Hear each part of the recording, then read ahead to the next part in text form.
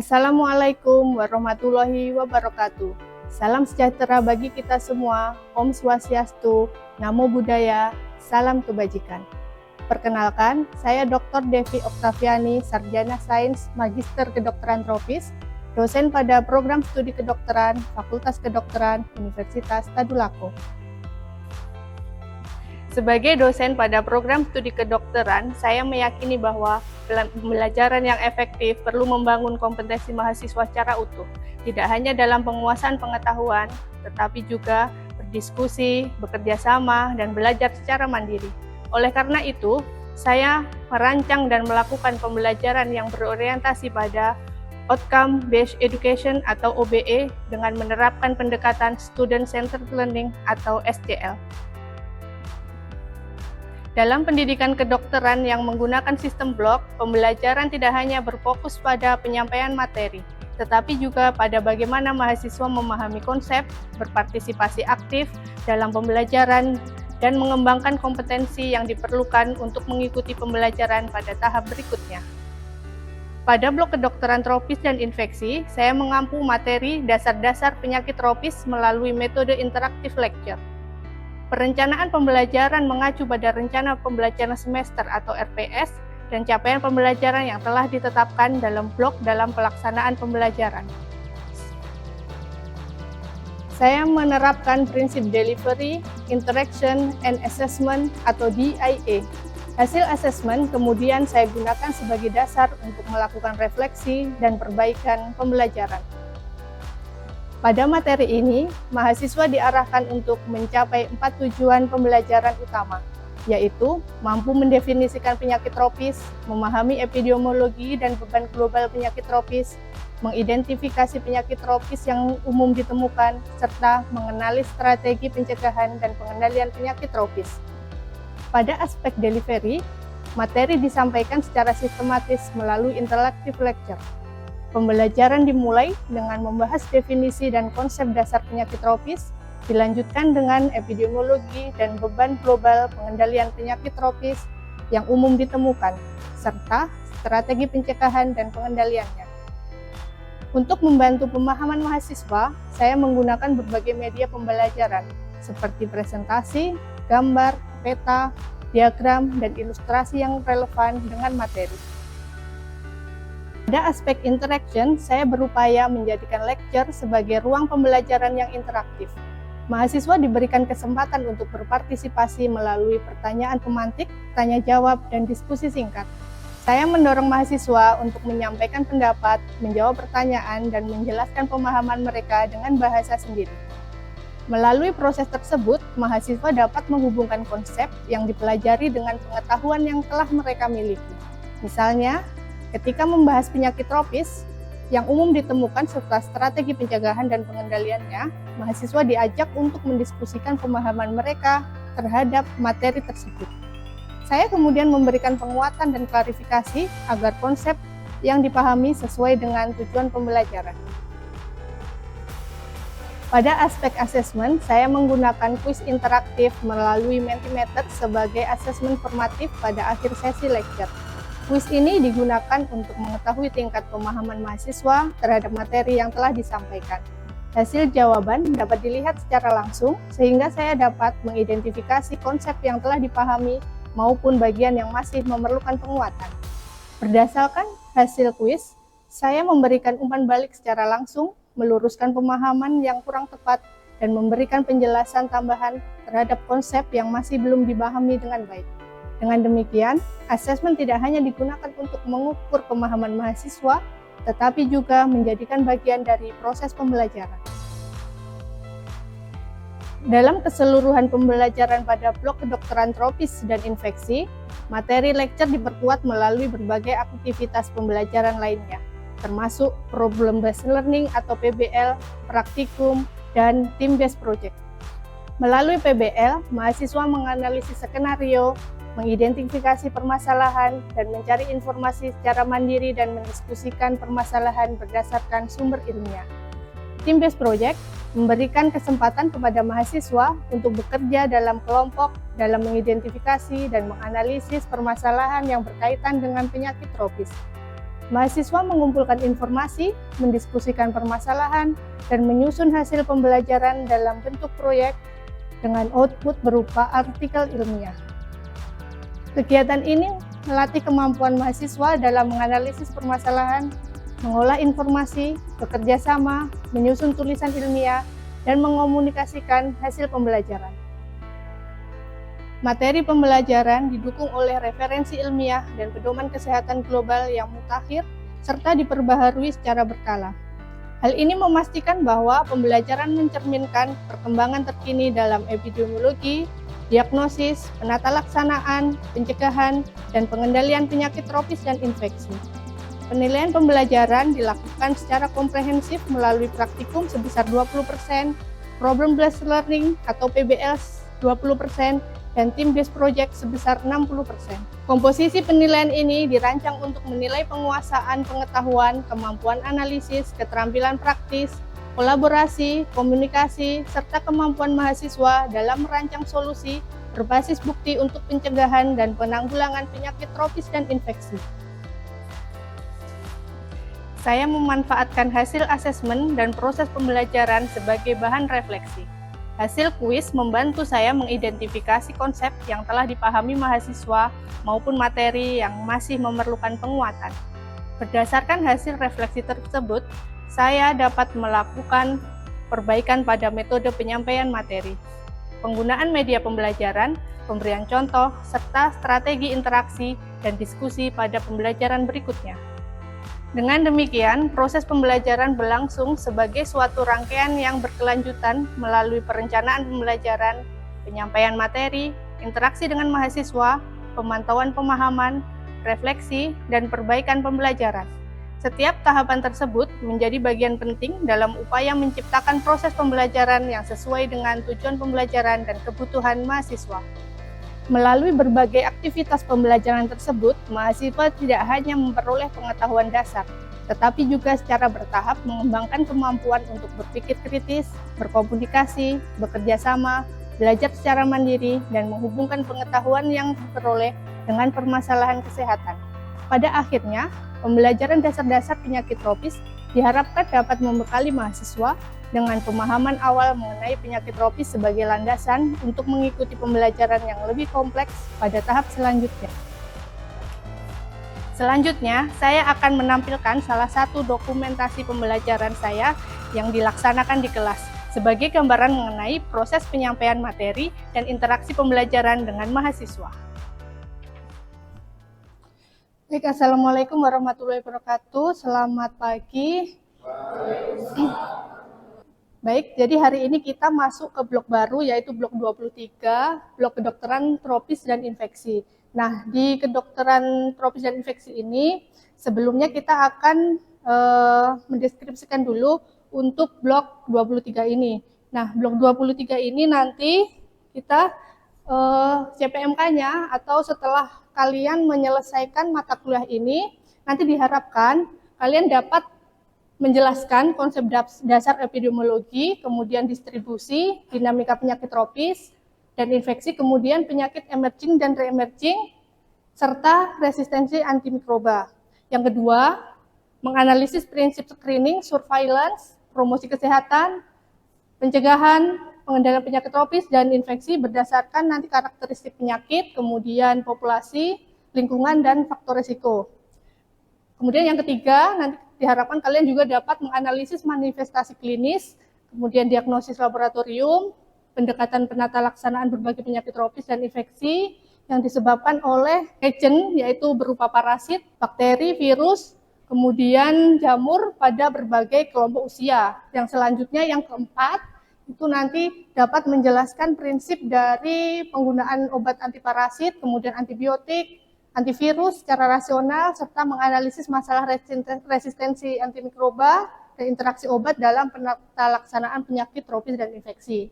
Selanjutnya ini yang CPMK terakhir, yaitu merancang dan mengomunikasikan secara kolaboratif program pencegahan dan penanggulangan penyakit tropis dan infeksi berbasis bukti melalui pendekatan promosi kesehatan maupun kegiatan lapangan. Nah, dari kelima CPMK ini nanti untuk penilaian atau asesmennya selanjutnya itu nanti ada 20% dari PBL atau tutorial, 20% dari praktikum, dan 60% dari tim based proyek. Jadi nanti kalian membentuk kelompok, kemudian turun ke lapangan, membuat proyek atau promosi kesehatan, kegiatan lapangan atau mini penelitian, nanti outputnya berupa artikel ilmiah. Oke, kemudian kita masuk ke materi pertama, yaitu dasar-dasar penyakit tropis. Untuk materi pertama ini, dasar-dasar penyakit tropis, ada 4 learning objektif atau capaian pembelajaran untuk materi ini. Yang pertama yaitu mendefinisikan penyakit tropis itu apa. Kemudian memahami epidemiologi dan beban global. Selanjutnya yang ketiga itu mengidentifikasi penyakit tropis secara umum. Kemudian yang terakhir yaitu pencegahan dan strategi kontrol apa saja yang digunakan untuk penyakit tropis ini. Nah, sebelum memasuki definisi dari penyakit tropis itu, ada yang tahu mengapa sebuah penyakit itu bisa disebut penyakit tropis? Apakah dia hanya ada di wilayah tropis? Ada yang mau bantu jawab kenapa suatu penyakit disebut penyakit tropis? Iya.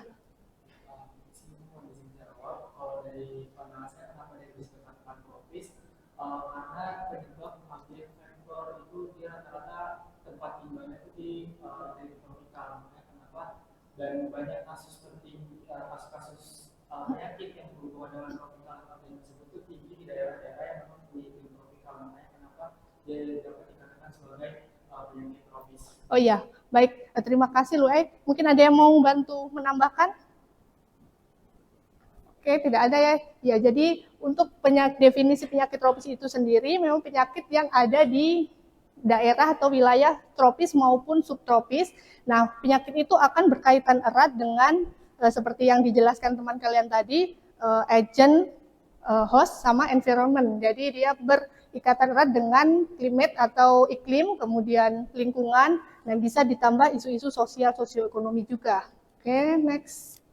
Nah, yang pertama ini kita masuk ke epidemiologi dan beban global. Nah, untuk epidemiologi dan beban global ini, secara epidemiologi kita harus tahu atau bisa menjawab apa yang disebut epidemiologi. Nah, nanti untuk epidemiologi ini kita harus bisa menjawab di mana penyakit itu terjadi.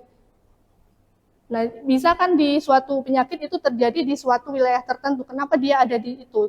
Nanti kita akan bisa menyimpulkan kenapa dia ada di mana. Kemudian siapa saja yang terdampak, apakah semua golongan orang ataukah hanya kelompok umur tertentu atau usia jenis tertentu atau misal cuma ibu hamil tertentu atau anak-anak saja atau lansia saja seperti itu. Kemudian mengapa terjadi?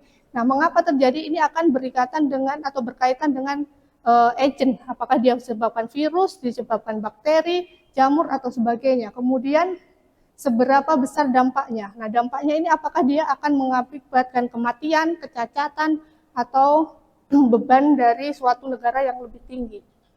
Selanjutnya yaitu, nah untuk epidemiologi itu sendiri nanti kita melihatnya dari berbagai macam termasuk distribusi suatu penyakit. Nah, untuk distribusinya ini tadi ada person, place, sama time. Nah, untuk person sendiri itu orang yang terkena, jadi bisa dilihat dari mana usia yang pertama, kemudian bisa dari jenis kelamin, apakah dia menginfeksi banyak di jenis kelamin laki-laki atau perempuan, kemudian pekerjaan, ataukah misal kayak sistosomiasis, dia itu menginfeksi pada kebanyakan petani dibanding orang pekerja kantoran karena agennya itu ada di sawah-sawah, di rawa-rawa seperti itu. Kemudian status imun dan kelompok rentan, mungkin status imun itu bisa anak-anak, lebih banyak di anak-anak atau di ibu hamil atau di lansia.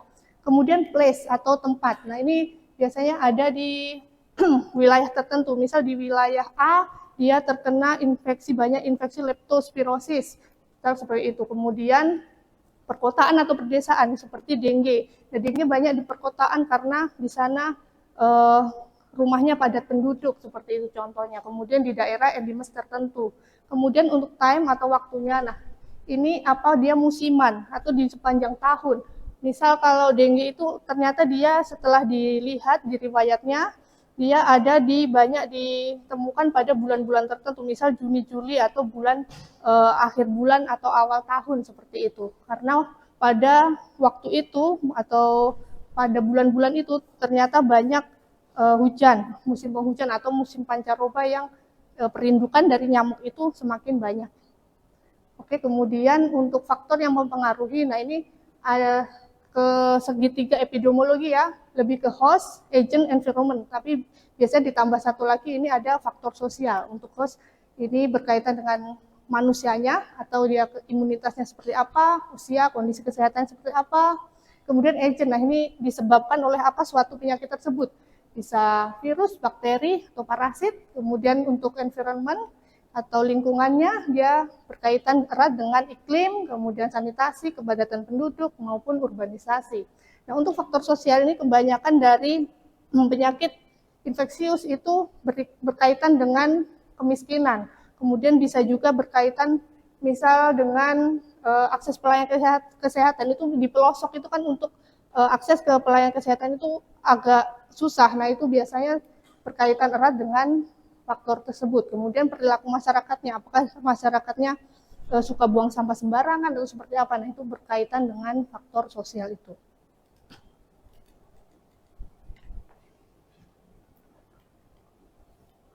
Oke. Kemudian mengapa penyakit tropis ini menjadi masalah global? Nah, dari pertanyaan itu kita bisa menyimpulkan beberapa faktor kenapa penyakit ini dapat menjadi masalah global. Yang pertama itu banyak terjadi di negara berkembang. Jadi penyakit tropis itu ketika kita membaca literatur, ternyata dia banyak terjadi di beberapa negara berkembang. Kemudian di negara berkembang itu biasanya populasinya besar. Nah, jika populasi di suatu negara itu besar, jadi dia menginfeksinya atau menjangkitnya di suatu kelompok itu jadi cepat. Jadi dari perpindahan penyakit dari sini ke wilayah ini itu cepat dan besar. Kemudian yang ketiga menyebabkan kematian dan kecacatan. Tidak semua penyakit tropis itu langsung menyebabkan kematian, ada pula yang menyebabkan kecacatan, tapi nanti akan berhubungan dengan beban dari suatu wilayah atau negara itu. Contohnya untuk menimbulkan kecacatan ini mungkin penyakit tropis yang terabaikan itu biasanya itu filariasis. Nah, dia kan tidak langsung menyebabkan kematian, tapi dia menimbulkan kecacatan karena kaki gajah itu ya, kakinya jadi besar, jadi dia akan mengurangi kualitas hidupnya, misal tidak bisa bekerja dan sebagainya. Nah, kemudian dipengaruhi oleh perubahan iklim dan mobilitas manusia. Kalau perubahan iklim ini seperti perindukan nyamuk dari vektor itu dengue, malaria, nah itu kan berhubungan dengan vektor nyamuk. Nah, nanti iklimnya di negara tropis kan hangat. Nah, itu sangat cocok untuk perindukan dari nyamuk itu sendiri. Kemudian dan mobilitas manusia, jadi mobilitas manusia itu misal dia sudah membawa virus di tempat ini, kemudian dia berpindah ke tempat lain, dia nanti akan menularkan virus itu ke tempat lain, seperti itu. Nah, bagaimana pencegahan dan kontrol strategi dari penyakit tropis? Misal ada pertanyaan, jika Anda bertanggung jawab untuk mencegah suatu penyakit tropis di suatu komunitas, strategi apa yang Anda pilih? Ada yang mau mencoba menjelaskan? Strategi apa kira-kira?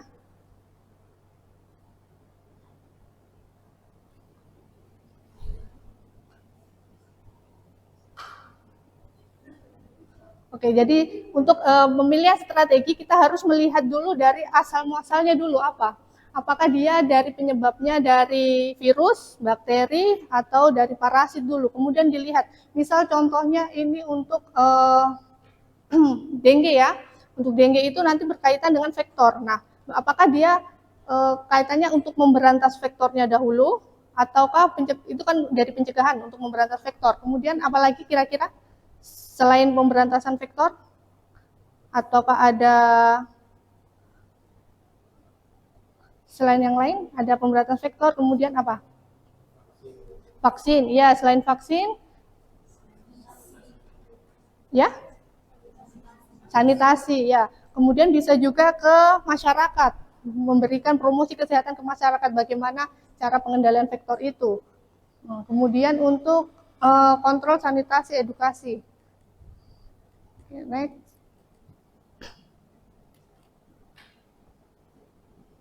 Nah, untuk beberapa pengendalian suatu penyakit itu di WHO maupun program nasional telah dikerahkan ya untuk yang sudah sukses selama ini beberapa itu ada smallpox, kemudian polio, pengurangan polio hingga saat ini sudah semakin baik. Kemudian, nah untuk tantangan dari pengendalian suatu penyakit tropis ini ada beberapa. Yang pertama ini tantangan dari klimat atau iklim. Nah, iklim ini kan kita tidak bisa merubah suatu iklim. Iklim di negara tropis itu tetap hangat sepanjang tahun hangat, meskipun ketika musim penghujan mungkin lebih dingin atau musim kemarau lebih banyak panas, tapi ketika sepanjang tahun itu hangat, itu cocok untuk perindukan dari nyamuk itu sendiri, itu tetap ada. Ini beberapa challenge-nya. Kemudian drug resistant. Jadi untuk pemakaian antibiotik itu mungkin di sini masih ada yang kurang baik atau kurang benar penggunaan drug resistant. Masih antibiotik masih dijual bebas, orang masih bisa beli dengan tanpa resep dokter. Nah, itu berkaitan dengan itu. Kemudian limit healthcare access atau mungkin yang di daerah-daerah pelosok ya, ini limited, masih kurang untuk ke akses kesehatan. Tapi kalau sudah di perkotaan mungkin masih baik.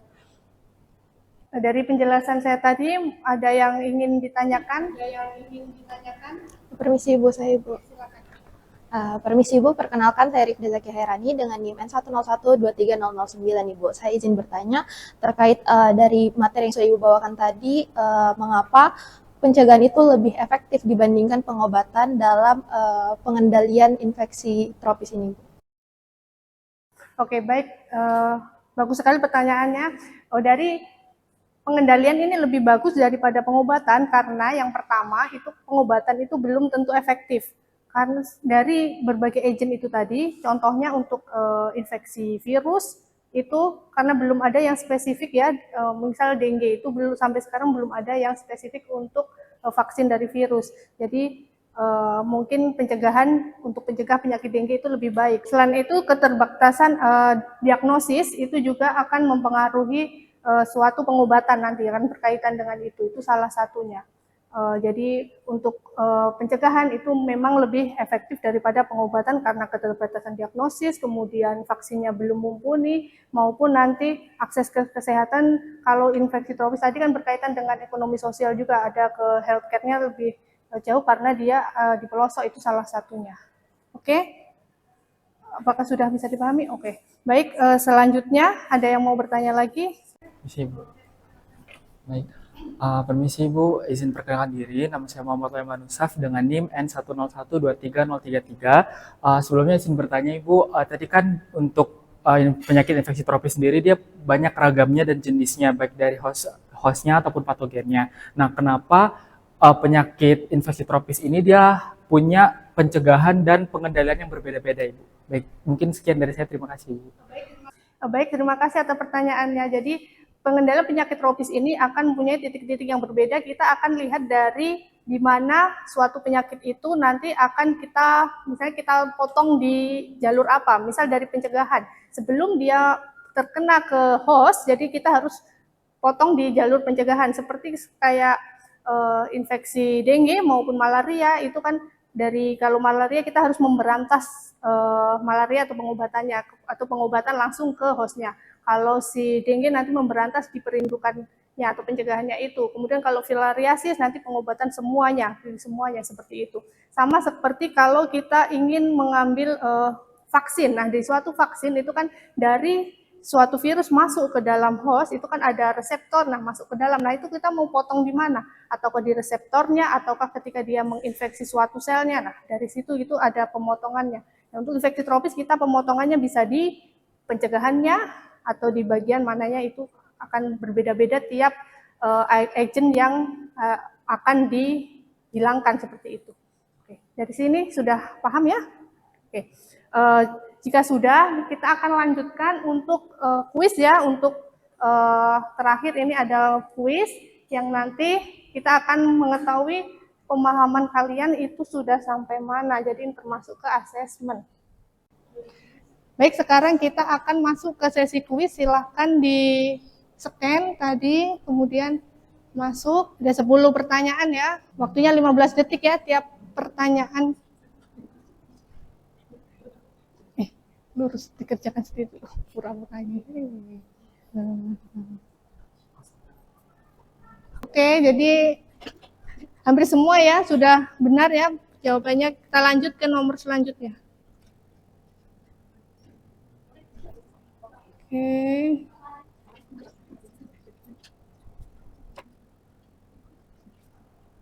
Next. Oke, kita lanjut.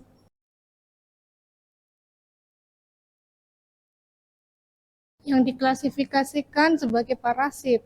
Oke, next ya. Soal yang ke-6.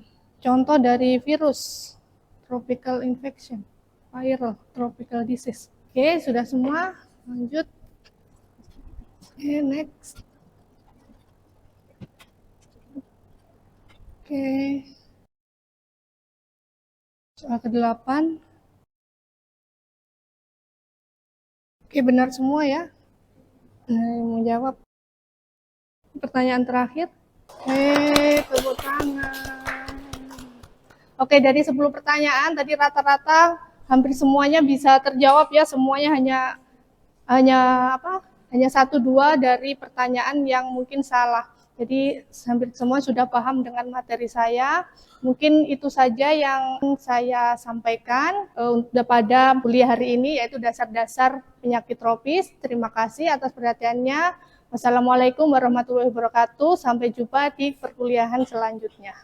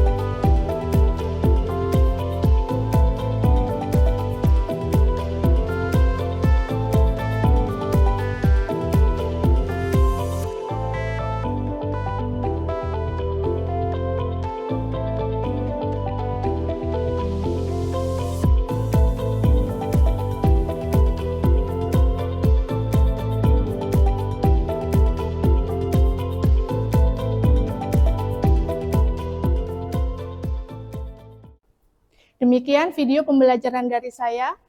Terima kasih. Wassalamualaikum warahmatullahi wabarakatuh.